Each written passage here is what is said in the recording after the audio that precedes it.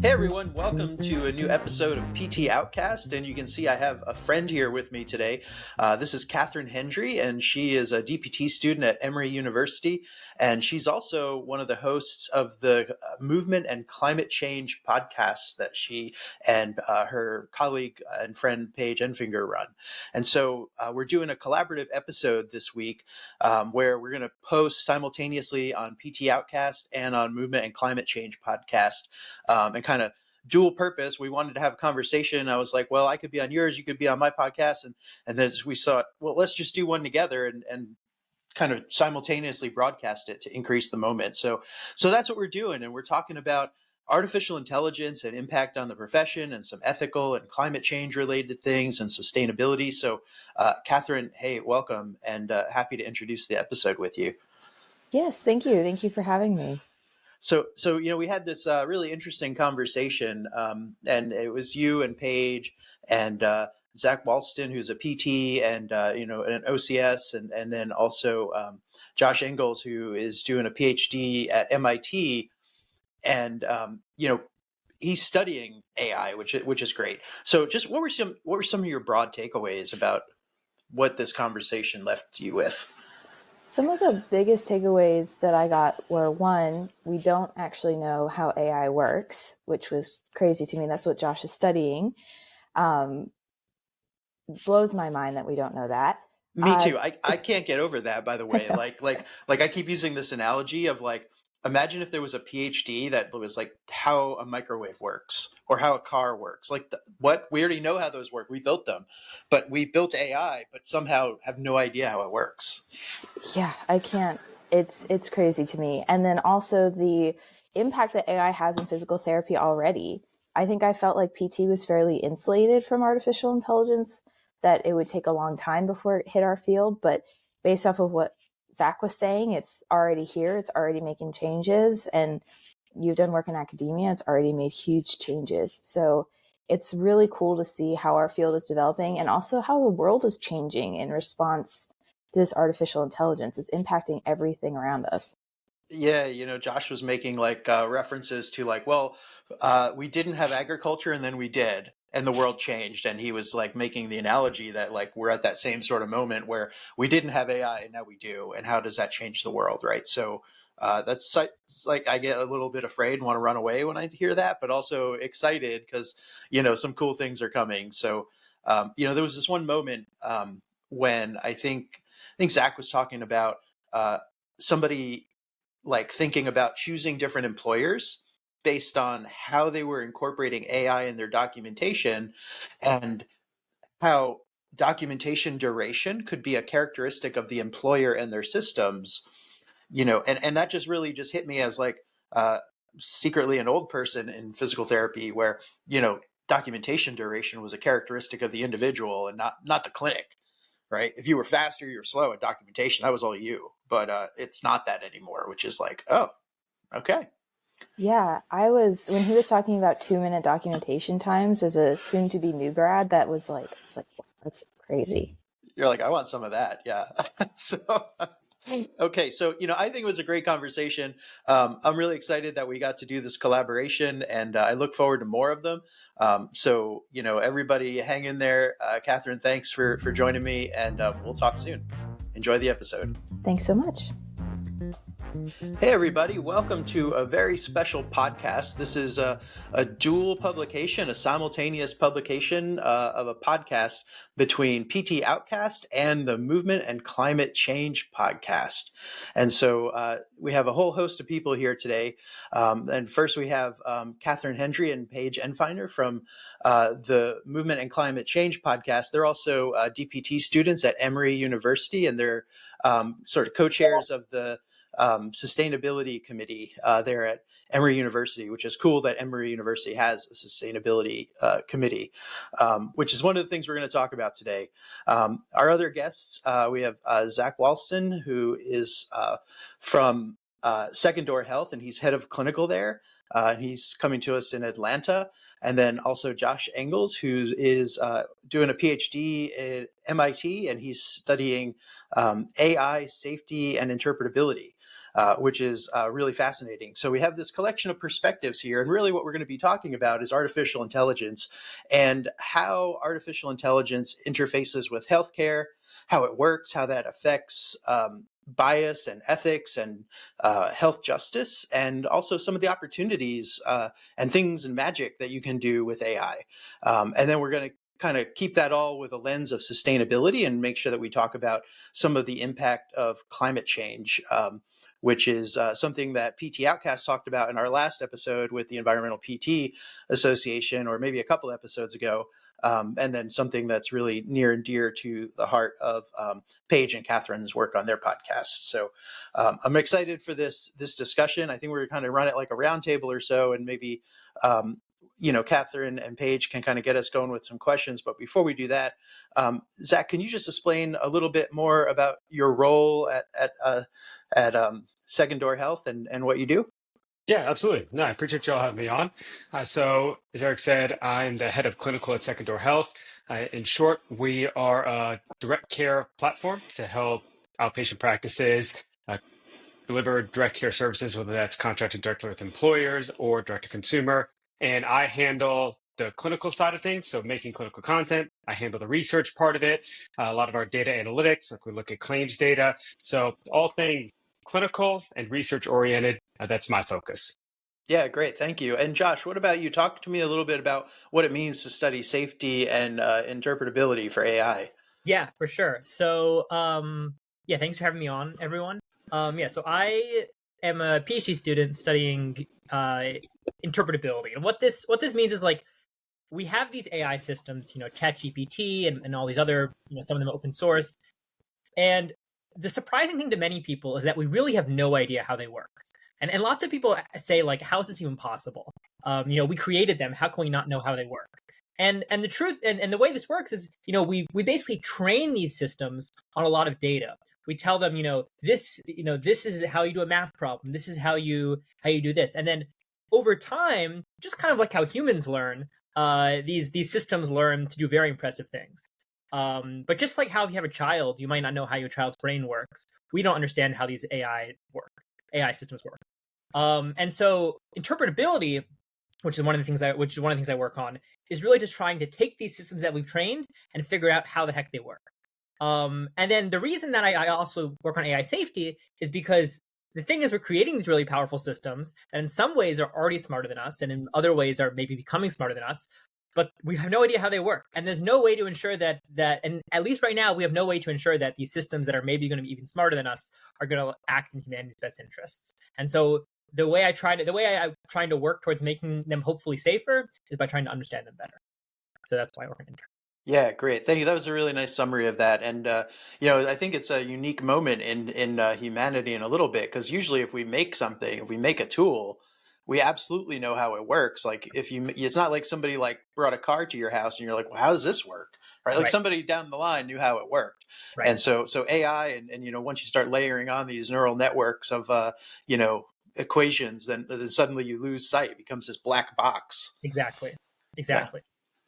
All right. Well, so, Catherine and Paige, if you want to start guiding us through a conversation, I think that would be great. And I'm happy. I'm really excited for this conversation. I think we got a lot of neat things all together here in a room. Yes. And I'm really excited for this too. And thank you for hosting us on your platform. So I'm going to go ahead and start off. This is to anyone, but specifically towards Josh, the AI expert in the room. Sort of where is AI now and where do you see it going? I know that's a big question. Yeah.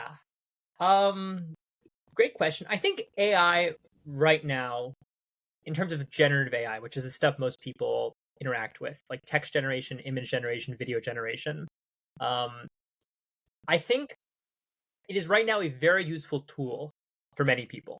And I think everybody should try to use it as much as possible, because if you want to, stay up to date with like I think the world's going to change. The world has already changed a good bit due to AI, but I think it's going to start changing a lot more going forwards. I think it's important to as much as possible use the new tools when they become available, kind of get to understand their weaknesses, because they can't do everything yet.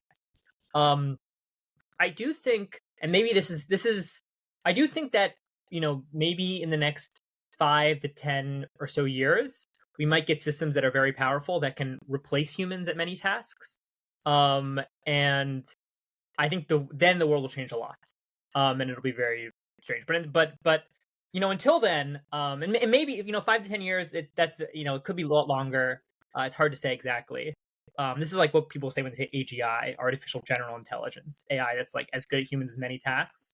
I think that's at that point it's kind of hard to predict exactly what will happen. But until then, I think it makes sense to try to use AI as much as possible to augment, whatever you're doing.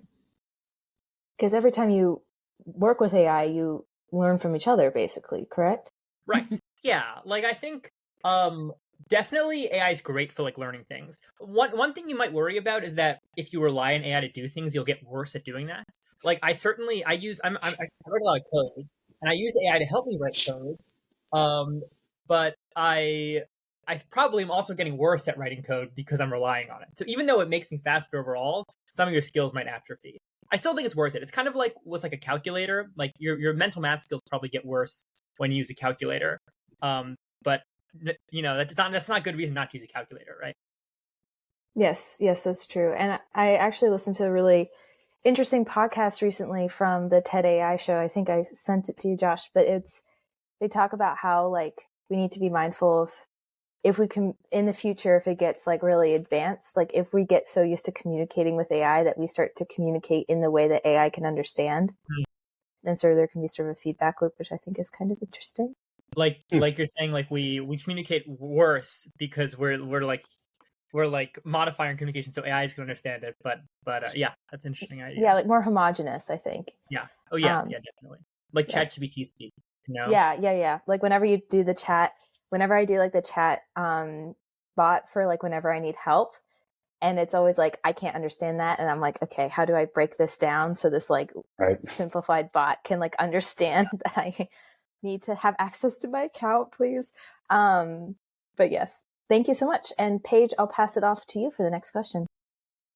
Well, I guess I just wanted to dig in a little bit more. If the world is already changing with generative AI, what can we can expect that it's going to change even further, but can we predict this? Do we know where we're going? It's a great question. A lot of research in AI safety is a lot about predicting what's going to happen. So one thing is there's a lot of evaluations and benchmarks that people, so that we can look at how models get better on these benchmarks. So we can have benchmarks that say something like, how many like PhD level questions from this big benchmark can a current system answer? What actually happens a lot of times is the benchmarks get saturated very quickly. Like people introduce a benchmark, and a year or two later, suddenly models do super well on it. So I think there was this really interesting report recently from Meter, that basically tried to forecast out the length of time that tasks take humans, and how quick, what is the longest, how long are current tasks that AIs can do? So a few years ago, AIs could do tasks that took humans like a few minutes. And now AIs can do tasks that take humans like an hour or so. And they were basically drawing a straight line through this log plot and saying, yeah, in like 5 years, AIs will be able to do tasks that take humans like a month. Which is like, if you can just tell an AI to do something and they go off and spend a month doing this research, that's the point I think at which it's very hard to predict what will happen, because there's the effects where like the AIs might go off and research something that then gets like put back in and accelerates things in other ways. So I think, and also that's when maybe they start replacing humans, human workers. But I guess like until then, you can I think one thing you can kind of expect is that things will get better pretty quickly for the foreseeable future. So like don't build your systems assuming that current AI systems will like always have some limitation. Like AIs right now hallucinate, or that was something that happened a while ago. But I think that's going to happen less over time. And systems are just going to get better and better. Right now, like right now we don't really. I suspect like some things that might happen soon is everybody will have like AI assistants that can like read their emails and schedule things and things like that.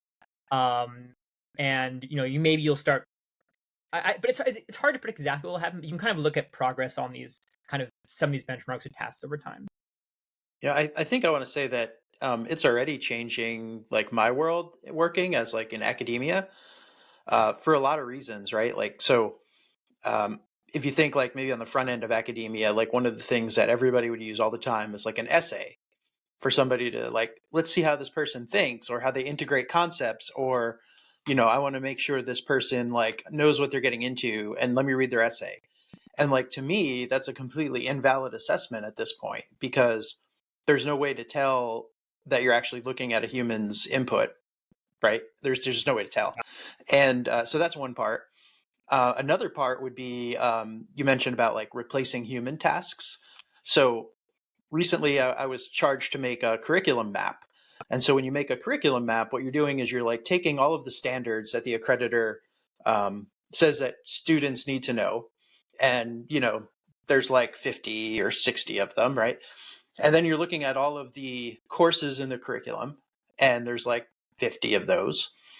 And then you're looking at all of the learning objectives for each of those courses, and you're saying, where in the curriculum do you hit these learning objectives? And this is a way that a program can look and an accreditor can look and say, yeah, we're covering all the things that we need to cover, and here's how they cover it, and here's the progression of learning.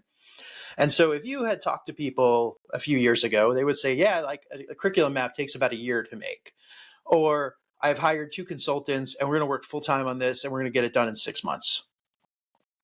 So I made one a few weeks ago in a weekend. And it would have taken me only half a day, but I kept running into a limit in calculations.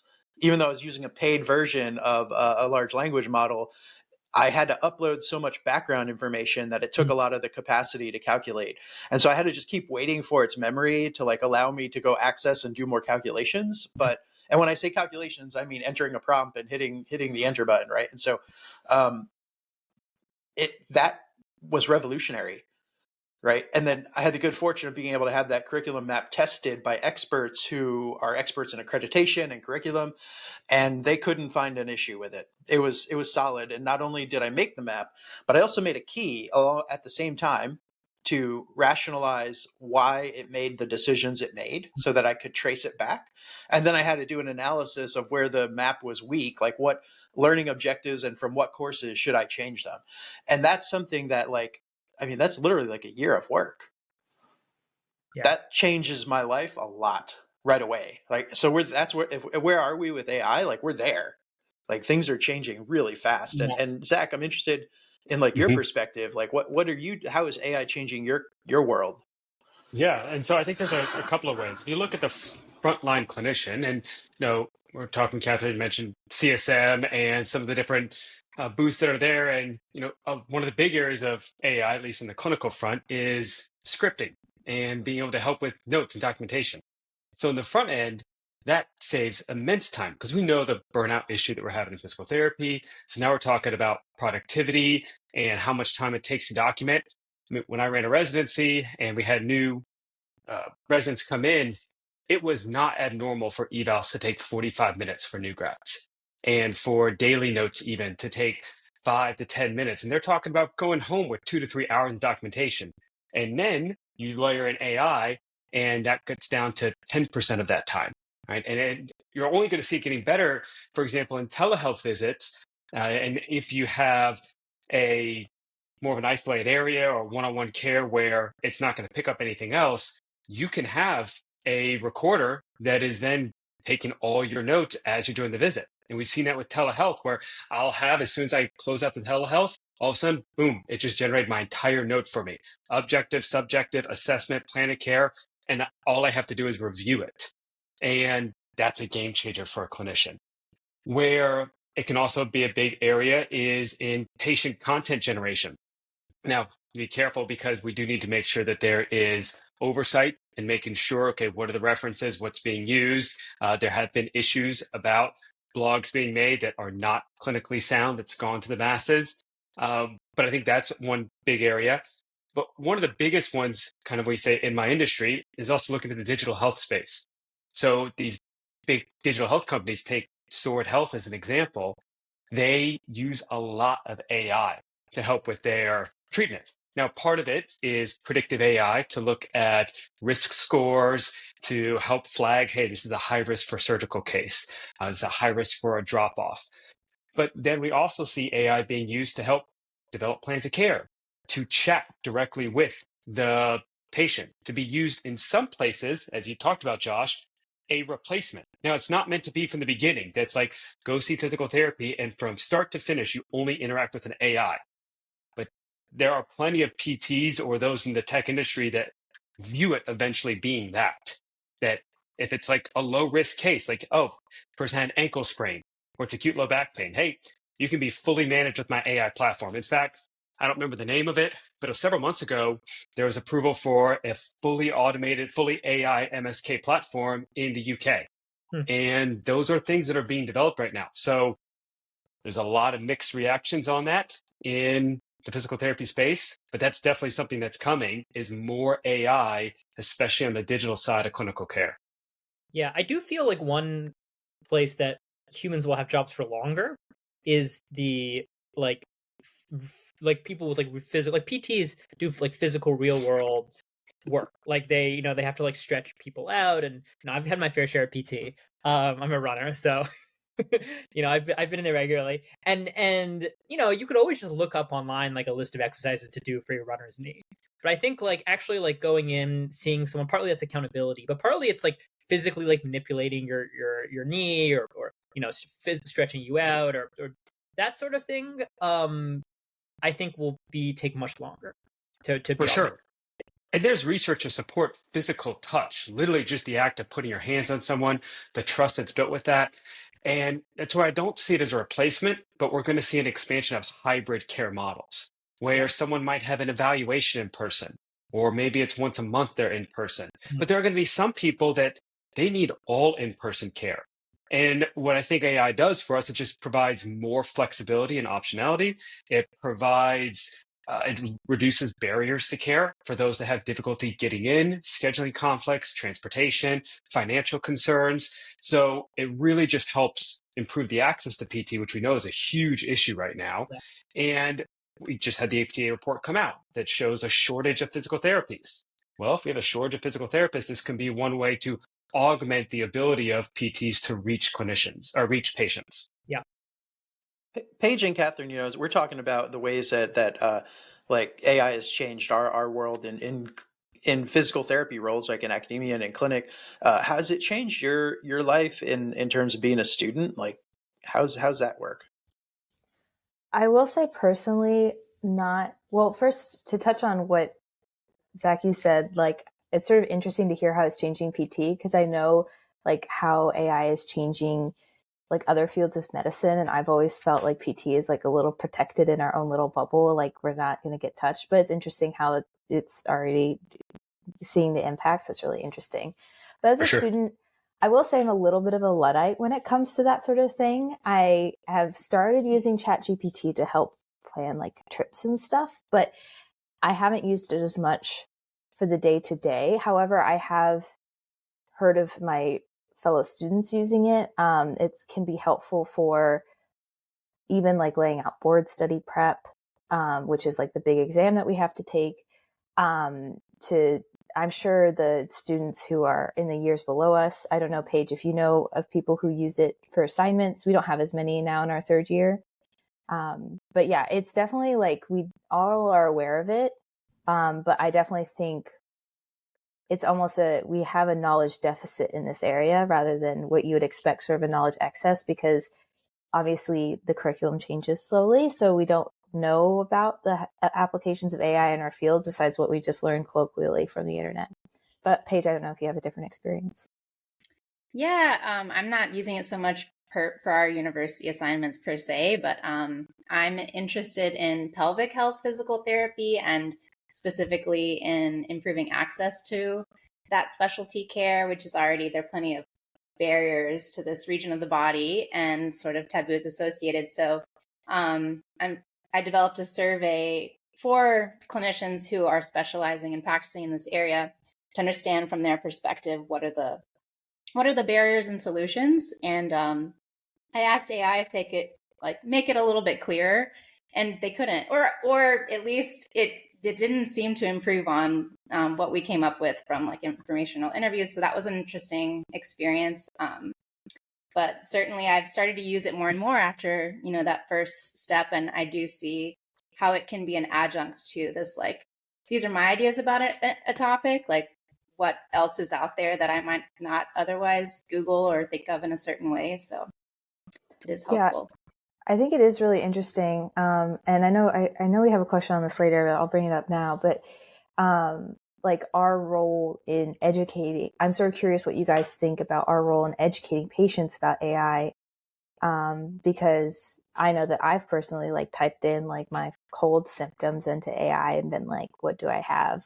And I know patients are doing the same. And like sort of navigating that and like, touching on like, the safety of that. Is that like a valid thing for them to do, or like the accuracy of that? Anyway, I'm just sort of interested as far as what you guys think about our role in patient education about AI. One thing I think is interesting is that like, in terms of like diagnose, I think in terms of like typing in symptoms and like listing what you have and just going based off that, I would bet AI is probably better than humans, or about as good as humans. Like they've had some studies that show like just for like diagnostics, like AI can get like better differentials, or I don't know what the exact words were. Basically, like AI systems are probably better. I do think for now one difference is that you can go to your doctor and they can order tests and refer you to a specialist, and so that's a lot different. Like, but I think in terms of like you have a list of things and you're like wondering what you have, yeah, I think AI is probably pretty good at figuring it out. Yeah, I might modify that a little bit because I think you're right, and especially if you're looking at something like a collection of lab results, right? Yeah. And you're looking at like, well, what is the thing? What pattern am I seeing in these blood values? That what diagnosis does this relate to? And it can probably be really good at that. PT is a little different though, because in PT we're not often really just hanging our hat on like a medical model where like problem A yields like condition B, which is, intervention C. So a lot of times we're looking at like patterns of impairments, or like in musculoskeletal care, there's a lot of syndromes, right? But a lot of things of what PT are doing are like hammering down to like test people and assess them and to look at what collection of impairments is contributing to whatever movement dysfunction you have. And so I would say if you're looking at the pattern type diagnosis, that medical model of disease, it's probably better than people quite often.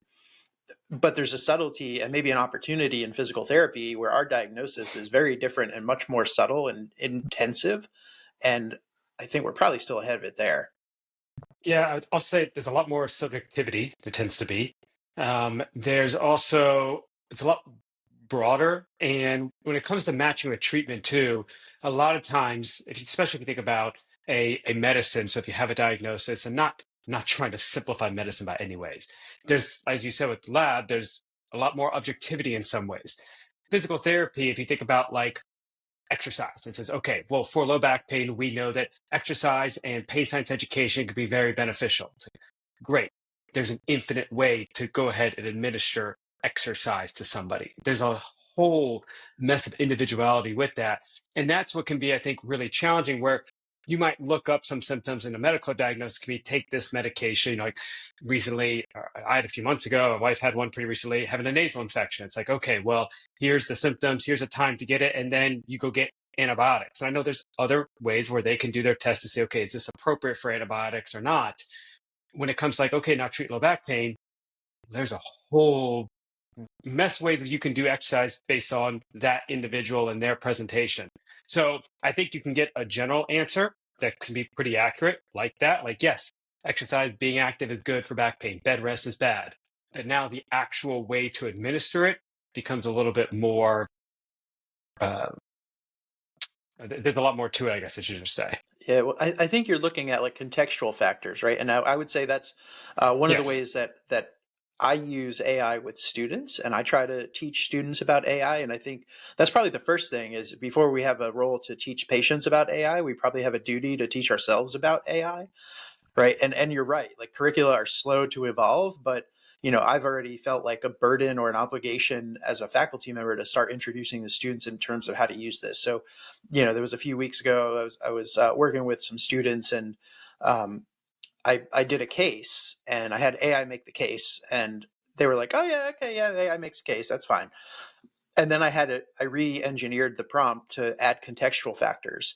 And suddenly AI was teaching us all, including me, about like different decision making for the individual that I had it make a case about, in terms of like what type of toilet do they use, right? And so it was talking about like, do I use like an Eastern style toilet or a Western style toilet? And I was like, never would have thought to think about that, right? Like, and so that contextual factor is like a really important thing, and that's probably what we need to think about in terms of patient education. Like, yes, it's probably pretty good. Like, it used to be a good sport to make fun of Dr. Google, but I don't think it's good fun to make fun of AI. You're really asking for it. Well, so I think also when we talk about predictive analytics can be really valuable in PT, where historically when we look at research, it's largely been, all right, we go look at a cohort to see what's happening. We go look at a randomized trial and say, okay, this is what I'm going to apply to a patient in the future. It's a lot of retrospective looking back, figuring about what we're going to do for future patients and a plan of care. Where I'm very interested in is where you start to see some of these MSK companies using it, and I think it could be really powerful going forward and integrating with EMRs, is to have the ability within plan of care to where we see these decision-making tools to really, as it pulls the data, to say, okay, well, based on your patient looks like this with all these variables to play a role, based on what they've done the last 4 visits, how they've responded, their pain scores, their change in their outcome measures, the change in the range of motion, their subjective reporting. You now have an increased risk, or you're not following along the trajectory where they should go. A suggestion of this is how you should modify your plan of care, or this person's now a high cancer risk, or such. That's where I think it can become really informative in the physical therapy space, is now that alongside that adjunct to help a therapist also guide decision making, just because these AIs can house so much more information and look at so much more trends that are outside of just my personal experience. Because expertise in PT relies on experience. And the more I gather, the more I can draw and build intuition. Well, how powerful is if a new grad can get immediate intuition because of decision-making tools from AI? Yeah, and building off that, I think one thing that I haven't really seen yet, but I think could be super cool is like you're saying, like PT and a lot of other fields are like it's like a lot of the expertise comes from experience. Like just it's not like not everything's written down in a book, right? Right. And whereas AI for now, but mostly is just trained on like the whole internet, roughly, and maybe like YouTube videos or like some other data sources. But like, I mean, so I would even say even if we get like really powerful systems, it's gonna get hard to even replace like experts in certain fields, the knowledge they have, because a lot of that knowledge is like implicit or like gained from experience or like passed down in some other way that's not written down. And so, like, I don't know, I guess one thing is like this is as someone who worries a lot about AI, I'm like, okay, this is kind of good. Like we have more time to like figure this out. But if you wanted to like create AI to like totally like kind of distill all this experience, I think that'd be super useful. And one way, like I don't know, things you could imagine doing is like equipping everybody with like glasses, like all PTs with glasses that kind of like record. I mean, there'd be HIPAA stuff you have to deal with, but like kind of record their whole experience. And then you can imagine like consolidating like all these huge data sets of like thousands and even millions of patient encounters into like these systems and then AI is really good when it's trained on like huge data sets. And so you can imagine these really, really smart AI that have really good clinical intuitions because they've been trained on like hundreds of thousands of like patient encounters. I think that could be really useful for practitioners. Useful for, because I felt like if we make that, it's not useful for me because I probably don't have a job after that. Well, okay, fair, yeah. So it'd be useful for practitioners, but also maybe it could replace them. So yeah, I mean, this is like another thing is like you have all these jobs that require like so much experience, and then you can imagine like it'd be so great if we get AI to like get all this knowledge, this implicit knowledge and stuff. But then once you have all that, maybe you're right. There's not so much separating the AI and you anymore.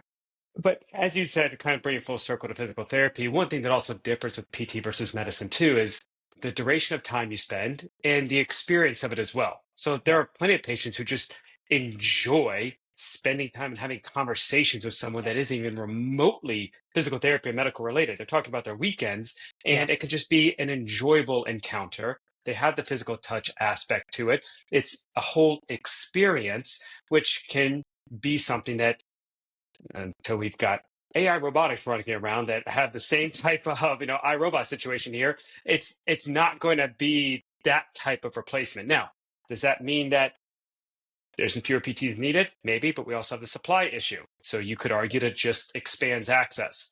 So I view it right now, at least for a while, as being an overwhelming positive that could enhance physical therapy rather than replace. Yeah, I would say out of like all jobs, I feel like PT is like one of the safer ones. If for like the foreseeable future. Like in terms of like programmers, like they're going first. But like PT, like it seems pretty safe to me, like for a while. And I will say, to go back to the generating a data set, I'm working in Dr. Rogozinski and Dr. Kazar's lab, and what we're doing right now is trying to generate a gold standard data set to train for AI for gait analysis in the clinic, especially to support new clinicians who, like, gait analysis just takes a lot of practice and a lot of time, and it requires a lot of expertise to be able to do it quickly and efficiently. For me, when I'm trying to analyze someone's gait and how they're walking, I'm asking them to go back and forth and back and forth and back and forth and back and forth. So I think that that's sort of like an interesting type where we take videos and then have PTs fill out surveys. And so like there's already been work in this field to sort of generate that experience. But the idea of wearing the glasses and like just accumulating expertise through that way is really interesting. Yeah, I don't know if anyone's thinking about that, but it sounds like a good startup idea. Yeah. I'm a consultant for One Step, and what One Step does is they use your phone and the three-dimensional awareness that your phone has as a gait analysis tool, and they layer that movement of the phone with machine learning models, and they are pretty good at detecting your gait pattern just from the movement of your phone. It's a whole different gait analysis, if you will. It's like not any of the like Rancho phases of gait. There's like new phases of gait that is how your iPhone moves through space on your hip as you walk. And so, I helped them get into like some research labs where they validated that. And, you get a good question about like, what's the fidelity you need to look at for gait analysis to understand when you need to make a decision. And suddenly you have a really powerful tool. So, some overwhelming optimism. This is exciting. It's a great time to be alive. There's a lot of opportunity to learn from each other and teach each other how to perform better. And should we be worried? There's still skepticism on behalf of clinicians, on behalf of patients. I guess there's a lot of fear about data being used in ways that may not be either ethical or like voluntary, and so do we need to know how AI is operating to be able to use it well, or like how can we better arm ourselves? Yeah, I think there's a lot of interesting questions there. One thing, so I guess one thing is, should we be worried? And I would say yes about AI in general. I think there are lots of things to be very worried about. Like I think this will, again, I'm a little biased because I work on this stuff because I believe this, but I think AI is going to be the biggest change in our civilization maybe ever, or since like the Industrial Revolution, or since agriculture, or something like that. And it might happen very quickly, and I think there's a whole laundry list of things that could go wrong, up to and including like human like disempowerment or like extinction or something. So on the extreme end of risks, I think there's like a lot of worry, and then on like the more like mundane risks, I think that there are also a lot to be worried about there. So like I think that there's AI could certainly like worsen certain types of bias, or like have other like there's like misinformation risks, or like other like kind of pernicious, there's this data, like a copyright thing where these companies are training on like, so you might like disincentivize like artists and other like content creators from creating content because AI is just going to train on it and remove it. So like I think that there's like quite a few like directions we should be worried about with like these new powerful systems that are going to be entering our society. And I think one, like so like I think there's two avenues to kind of combat this. One, which I work on, is like technical solutions. Like how can we better understand systems so we can control them better, or like understand them better, right? Understand their biases, understand ways in which they might misbehave. And the other way I think is regulation. And I think both are very important. Possibly regulation is more important. Unfortunately, we live in the United States, and we're not exactly the best right now at passing sensible regulation. But you can be hopeful. Like California, for example, California is where a lot of the AI companies are, so regulation passed there is usually binding for them. And there was a really good bill last year, like SB 1047, that would have like had some pretty good checks and balances on AI companies. Unfortunately, Gavin Newsom vetoed it. But story for another day. What were some of those checks and balances? Right. They were things like companies need to like test their systems for safety before they release them. Right now, companies do some voluntary safety testing, where they either contract out to other companies or do their own internal safety testing. And these are testing for all sorts of things like CBRN risks, which are like chemical, biological, and nuclear weapons. Like, what are these systems like differentially helping? Would help bad actors create like dangerous weapons. Like, are these systems capable of like automating AI development? So these are like there's a bunch of like evaluations for like dangerous capabilities. And then there's also a lot of things in terms of like one really interesting angle is like, should we regulate the AI developers who are like releasing these technologies, or should we regulate like use cases? Should we just do like, say like we regulate like if you do deep fakes like of like pornographic deep fakes or something, like we sue you, we don't sue the company. Or if you use something to develop a weapon or something like that. I think it's probably important to do both, because like especially once companies release things open source and they just release it and they're like they wash their hands of it, they might have released very powerful, dangerous systems that they can't control, and that seems like something we shouldn't allow to happen necessarily. Yeah, like I guess one of the checks and balances, and to get to kind of our sustainability thing, would be like reporting on their energy and resource consumption, right? Because as we're preparing the submission for CSM, we're looking for sources and peer-reviewed publications, and Catherine's like, well, I can't really find any. And I'm like, well, that's because the data set doesn't exist. Yeah. Like, no one makes this data because they don't want you to see it. Yeah, I think there was some estimates that like some of the recent training runs were like taking a pretty significant fraction of like US energy output, like maybe 1% or something for a while. And again, this stuff is growing exponentially.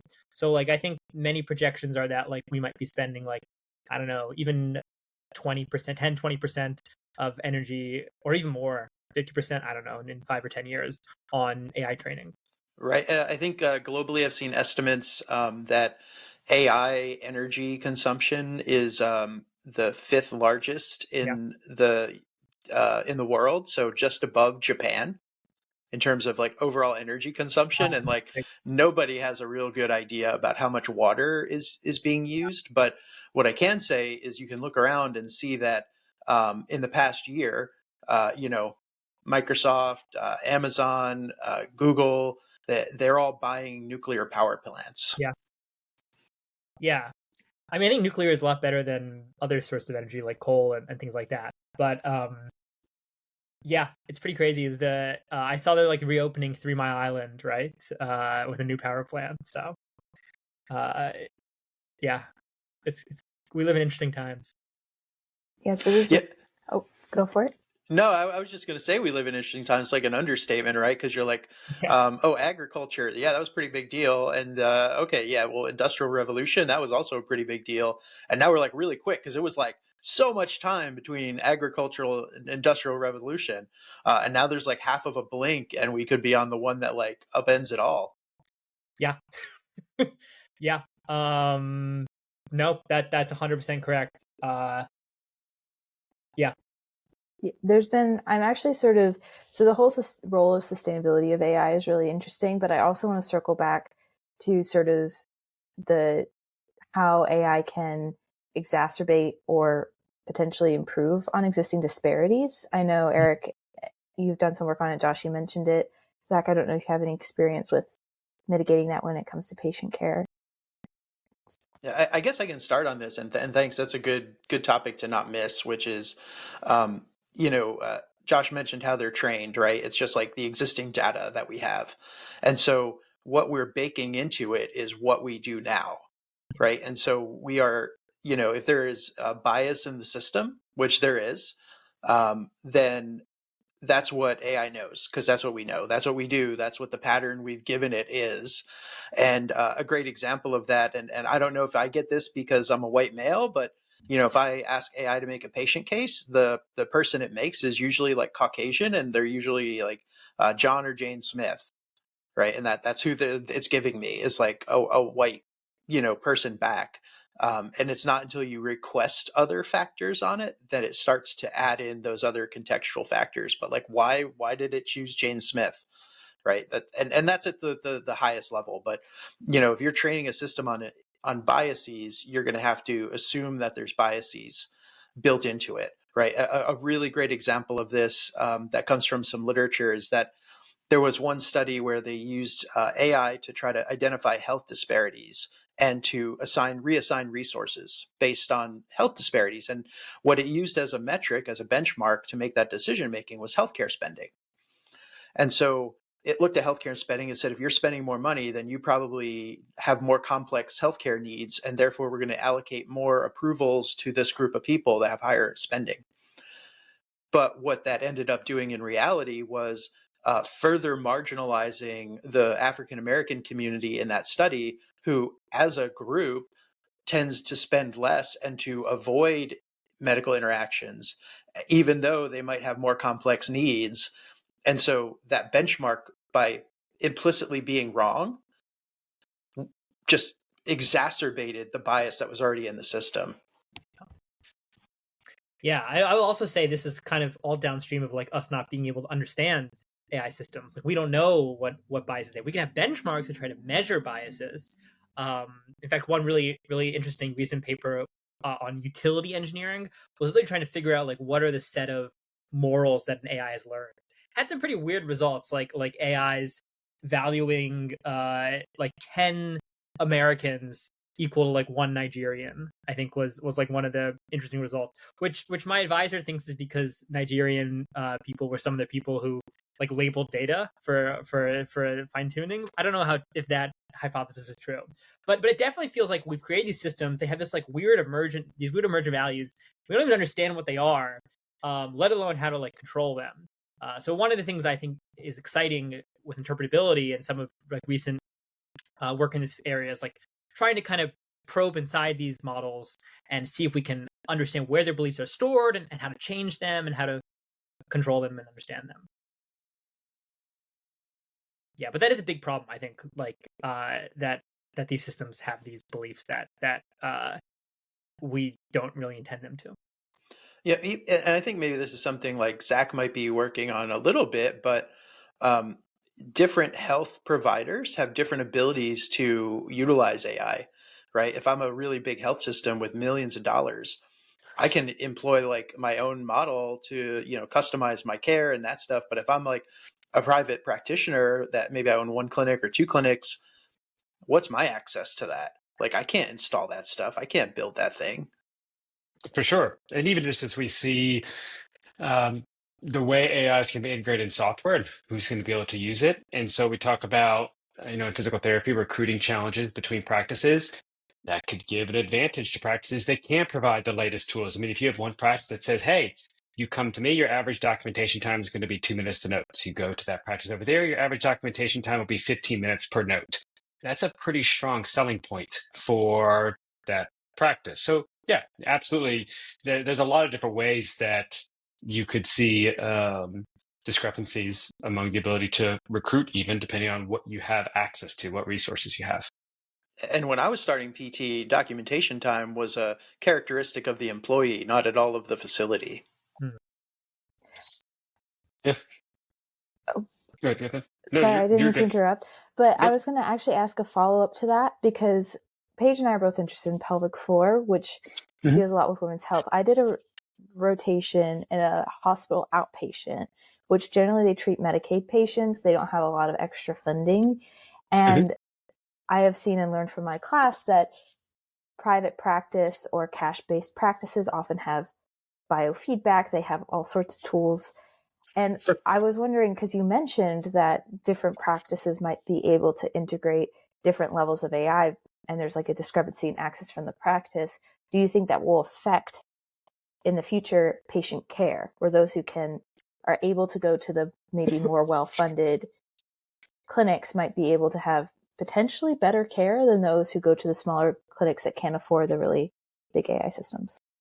for sure. I mean, there's a lot. I mean, Medicaid's a perfect example of that, and just that Medicaid's typically only accepted by health systems. Just in many cases for private practice, Medicaid doesn't even reimburse to the level of the cost of care. You lose money on every patient. And so that makes access a lot harder for them. So, like if we go back to talking about digital health strategies, those can be great for Medicaid population. And also just because there's a harder access, especially when you get into rural communities where hospitals are spread further apart. There are fewer private practice clinics, and those private clinics don't take Medicaid. It can be really hard for people to get care. And then in a hospital system, you also have to think about how they budget and where on the totem pole physical therapy falls. It's usually pretty low.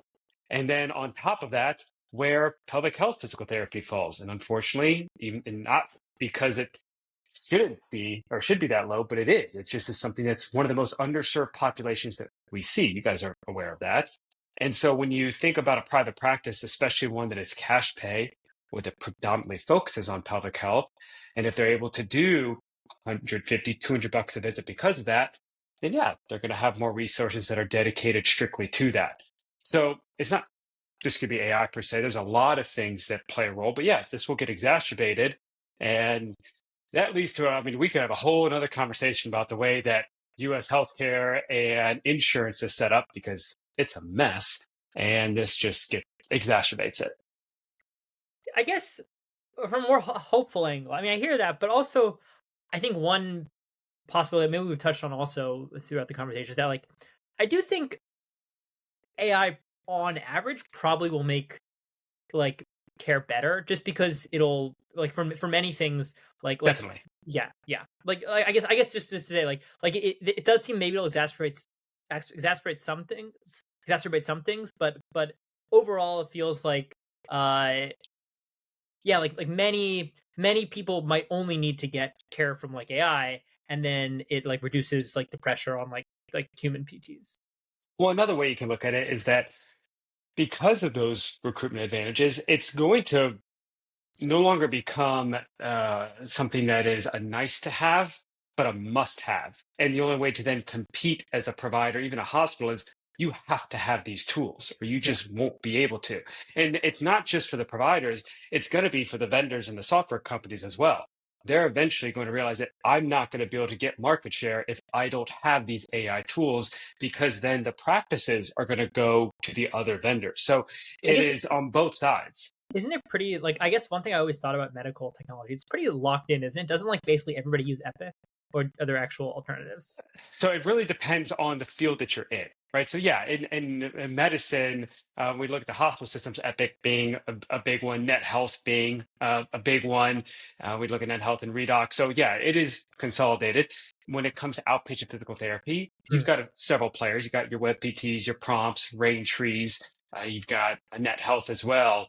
But you see more and more players. I mean, every time I go to PPS, I feel like I see new EMRs that are popping up. And it's not just EMRs now, it's these additional technologies. I mean, heck, we are a software company, but we are not replacing or EMR or prompt what BT are doing with them. We're filling another gap specific to direct care and direct to employer care. And so that's where you're starting to see a lot more vendors pop up, and some of them are niche. And then you have some like Hinge and Sword and Omada Health and all these, Limbird, that are looking at either the digital MSK space, RTM. So there's a lot of opportunity out there, and we're really seeing it expand over the last couple of years. It does feel then like the hospitals might lag behind, because I'm like Sure. Epic is not like going to be releasing like the newest, like the latest and greatest AI tools. Like maybe they'll have some transcription software, but it really feels like the innovation is going to happen in like the smaller practices. Yeah, and I don't know everything that's going on in the medical space. There's going to be, I know there's innovations that are happening over there. I'm more well versed in the physical therapy space, but yeah, when you look at physical therapy, hospital, outpatient or inpatient versus Yeah. outpatient brick and mortar PT, yeah, it's very different in the speed of movement. Yes, and I will say too, all the different EMR, the electronic medical records, very fun when you're a student and you go to a different place every 3 months and you have to learn a brand new one. I will say I was at Beth Israel for 2 weeks and they did not use Epic. They used a different system, which I hadn't ever seen before. But yeah, it's quite interesting. I've used Epic a lot in the hospital, but outside of it, WebPT, several different ones, it gets really, really confusing. It But yes. is. We touched a little bit about the kind of opportunities for telehealth, kind of augmenting some of these AI tools and how generative AI and maybe large learning models or language models, we're all kind of like digital immigrants to these spaces, and we're trying to learn how to use them better by, teaching each other. I guess in clinical practice in particular, who is responsible if AI makes a mistake or it's interpreted in a way that's not correct? Is it the clinician that's at fault? Like, who's handling the liability around like the decision making that comes from AI?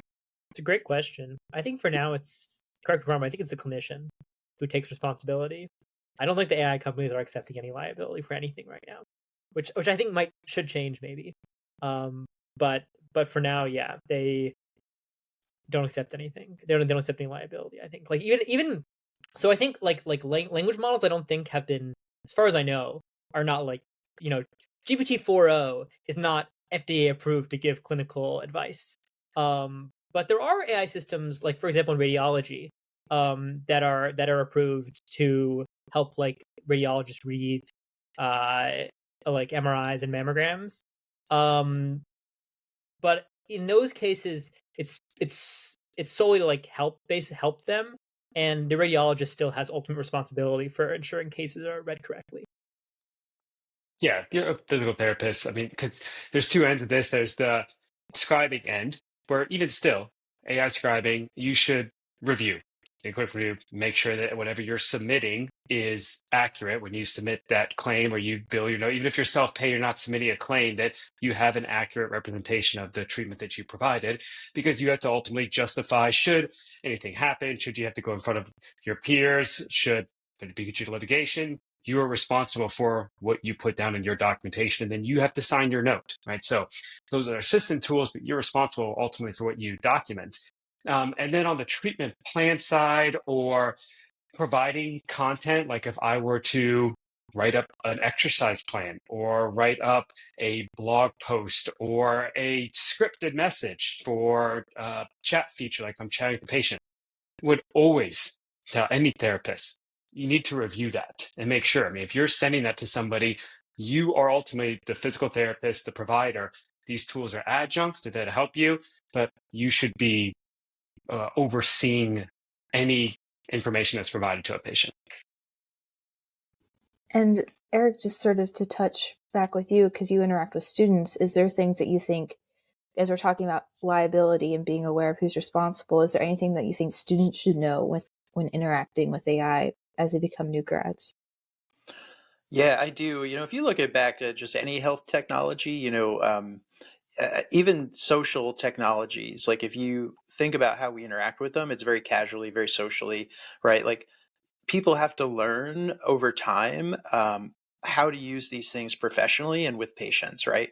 And so I think there's a burden on school systems and health education to start to train providers about how these systems work, and so far as we can tell them how it works, right? It's so like it works by training on existing data, and therefore there's potential bias, right? Even as it might be the thing that can solve the bias for us, there's still that bias that exists. Helping them understand about liability, And then what's appropriate to use and what's not appropriate to use, right? Like we started out with like, if you use AI on this, you might get worse at this.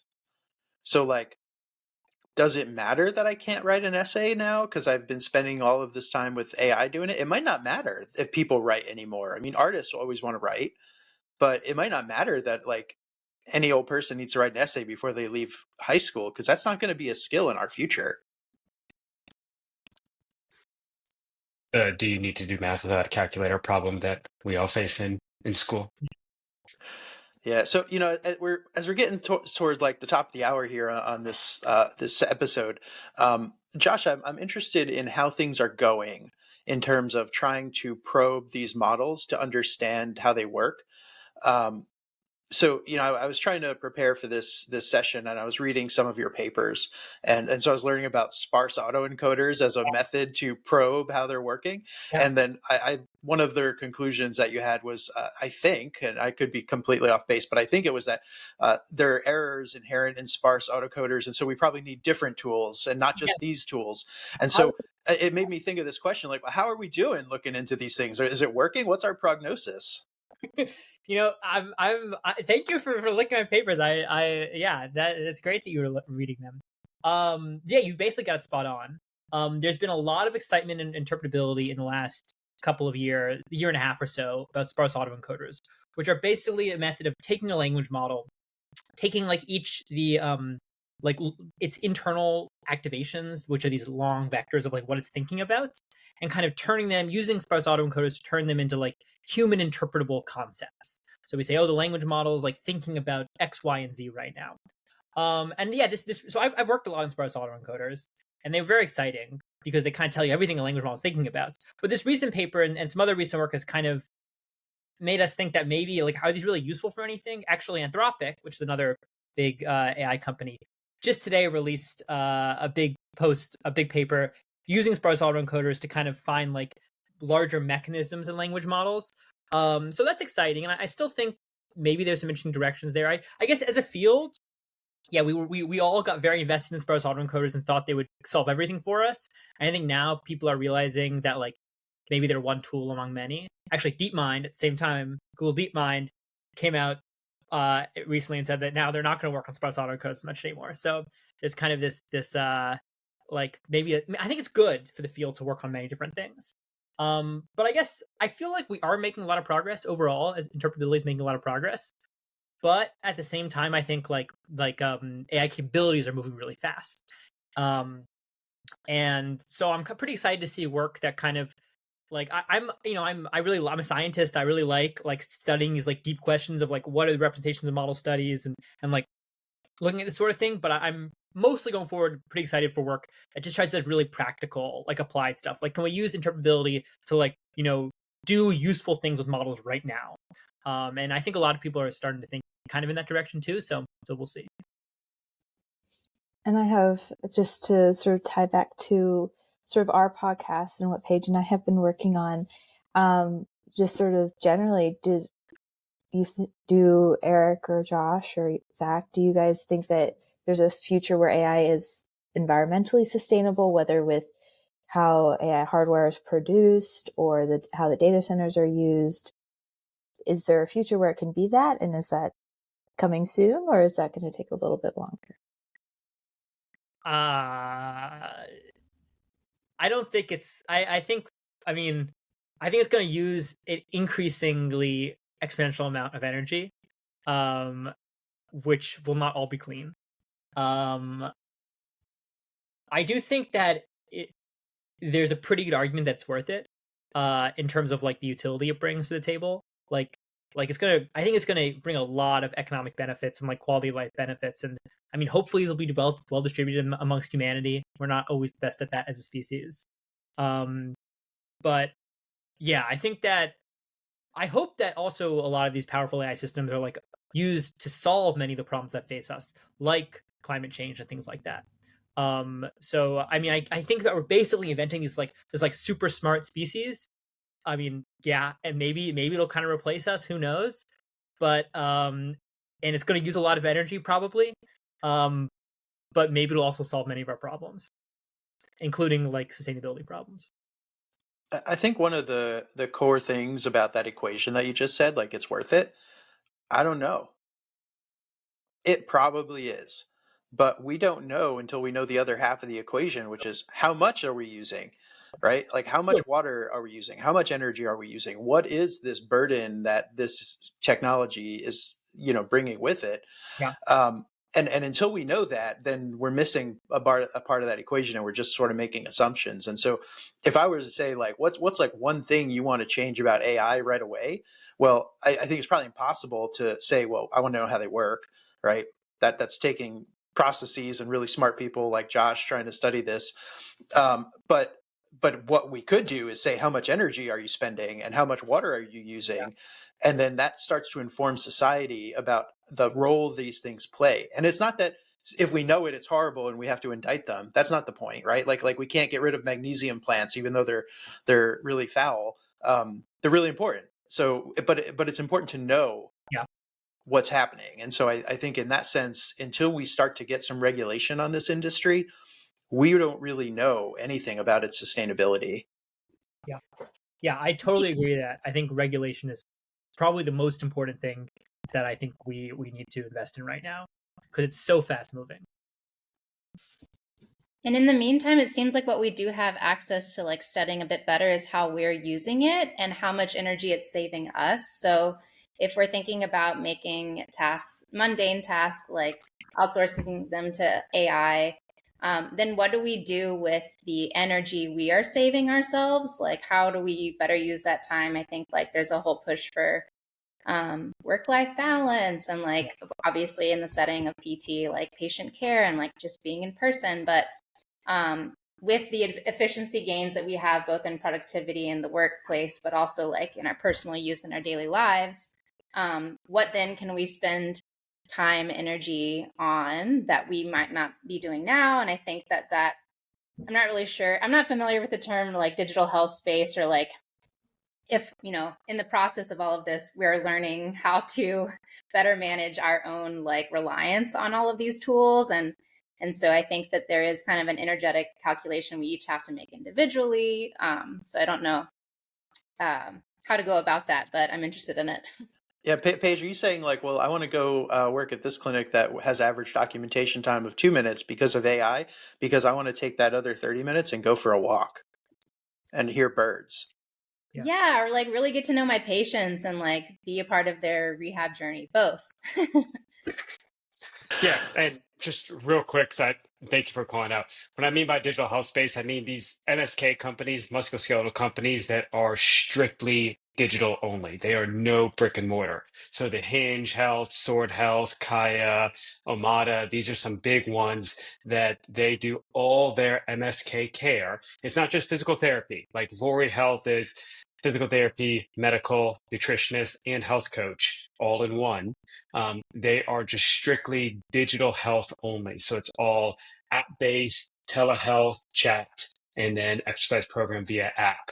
That would be what I mean by digital health space. Thank you. And so it also seems like we're kind of stratifying the patient population. Like certain people would prefer that fits into their lives a lot better than someone who's like, I want someone to like rub and move my shoulder around in person. Yeah. And that's where we really believe that hybrid care is the future of it, because there are going to be some that want only that, some that want all in person, some that want some combination, not a set combination of it. And also looking at where the payer comes in with these digital health companies is these are all through direct to employer, meaning that they are finding another way to help expand access that doesn't rely on private insurance. And so there's a lot of ways that we see the PT industry evolving, but these digital health companies exist now because of embracing new technology, embracing not just AI, but just the digital space of where physical therapy can interact. So I think that that's going to be very important for the evolution of physical therapy, and not to keep buddying it away, which prior to COVID, that was largely the attitude towards telehealth was, oh no, that's not PT. We're not doing telehealth. And that a lot of times can be the attitude right now with these digital MSK companies and AI in general of just, hey, no, that's not PT. Don't use it. Well, somebody's going to figure it out. and they're going to call it digital MSK and not PT, and they'll have other people who jump in and do a similar thing. So the answer is not to say, how do we beat AI? How do we beat digital health? It's instead, how do we integrate it as physical therapists and use it to enhance the PT experience? Yeah, I think that's a good point. And for a lot of years now, I think probably I started this about 10 years ago. Was like consulting with different digital health startups and in that space. And at first when they start up, there's this like definition period where especially when the owners or the founders aren't PTs, they're trying to understand what PT is, and so you have to go through this process of like, yep, this is PT. Nope, this isn't PT. Yep, this is PT. Nope, it's not PT. And it's really fascinating because they're they're not PTs, so they're pushing the boundaries. They're like, well, what if I do this and then do this? I'm like, well, in this moment it was PT, and then you switched into not PT, right? And so you're trying to define it, which is oddly not probably dissimilar to how I picture AI trying to understand what PT is, right? Like, yeah, I think it's this, could be this. I don't know. AI doesn't know the boundaries, right? It doesn't know the state by state and jurisdictional like nuances of what you're doing. It could probably learn it over time, but yeah, I think everybody's in this sort of like understanding how this digital world now works. Yes, and in the exercise of understanding, I guess back to you, Josh, what do you think that all, healthcare practitioners in general or PTs in particular that are starting to use these tools, like what do we need to know about regulation? Like what's our big takeaway, or what would you, like to shout out to everyone? Yeah. Regulation wise, I think we just need like more oversight of more governmental oversight of the largest AI companies. Like they just need to be like sharing. It doesn't necessarily have to be publicly, but sharing with like I think like independent regulatory bodies, like the U.S. AI Safety Institute, which still exists even with the new administration for now, or the UK AI Safety Institute. The UK AI Safety Institute is very good. Basically, like I think sharing like models before they get released with these with these regulatory bodies, having like very like well thought out and also like fast moving. Like I think the government needs to be fast moving and like respond quickly to things, which it's not usually good at. But just like yeah, I think common like basically requiring these companies to prove that their systems are safe before they release them. And if they can't prove that, they shouldn't be allowed to release them. So we should all ask for that when we're voting and whatnot.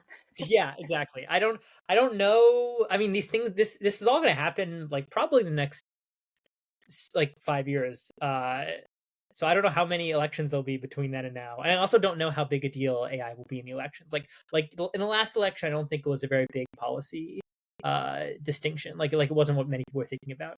If I had to guess, I would predict that at least for the next presidential election, maybe for midterms, AI will be a much bigger deal, but it's hard to say. Yeah, I think in the meantime, it's important that we just have conversations, right? And that's sort of what my mission is about this: is to host learning opportunities and to hold spaces for conversations just like this to happen, right? It's why I'm putting forward for some upcoming conferences, like 3 or 4 different talks about AI in the next year, and hopefully they get accepted. But it's for that purpose, not just to like show you how to do magic tricks with it, but to also have really important discussions about how it impacts society, because I think that's the thing we need to always keep our mind on. And that's my mission here. Yes, and thank you so much for leading these conversations. It's great. We're learning a lot. Yeah, good. I think we all learn a lot when we exchange ideas. And so today it was sparse autoencoders. I don't know what tomorrow's going to be, but it's good. So anyway, I think we've chatted for a while here. So let's wrap this all up. But I just want to thank everybody for coming on and sharing your perspectives and having the conversation, and congrats, Paige and Catherine, on your podcast work that you've done so far. It's really nice, and appreciate you like getting engaged at a higher level right away in your education. So bravo to you on that. And really fun to do this collaborative podcast between yours and mine. So here's to more conversations, and hopefully, we're not meeting each other outside of our little battery pod in the Matrix in the future. But in the meantime, everybody have a good day, and thanks for tuning in. Thank you so much. you. Thank you.